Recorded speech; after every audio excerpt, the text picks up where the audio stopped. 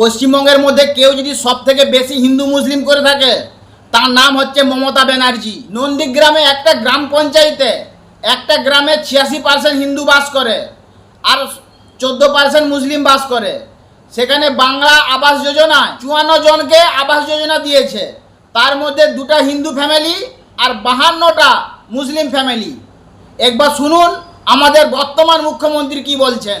যারা যোগ্য তারা হিন্দু কি মুসলিম কি বিজেপি কি তৃণমূল কি পেয়েছেন, উনি পারবেন নাকি দেখাতে সব করে? আমি শুধু নন্দীগ্রামের একটা গ্রামের কথা বলবো, 86% হিন্দু বাস করে। হরিপুর গ্রাম পঞ্চায়েতের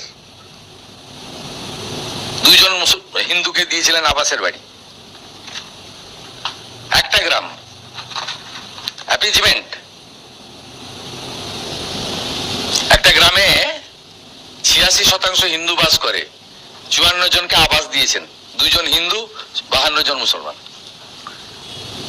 গোটা রাজ্যের হিসাব আছে আমার কাছে। আপনি কি লেভেলে অ্যাপিজমেন্ট করেছেন? বিজেপি করার অপরাধে, হিন্দু অপরাধে, মতুয়া, নমশূদ্র, রাজবংশী, আদিবাসী, পাহাড়ের 1 লক্ষ মহিলাকে আমরা অন্নপূর্ণা যোজনা যারা যোগ্য তারা টাকা পেয়েছে। তাহলে পশ্চিমবঙ্গের মধ্যে সাম্প্রদায়িক দলকে এই তৃণমূল, এই তৃণমূলই মানুষে মানুষে ভেদাভেদ সৃষ্টি করেছে।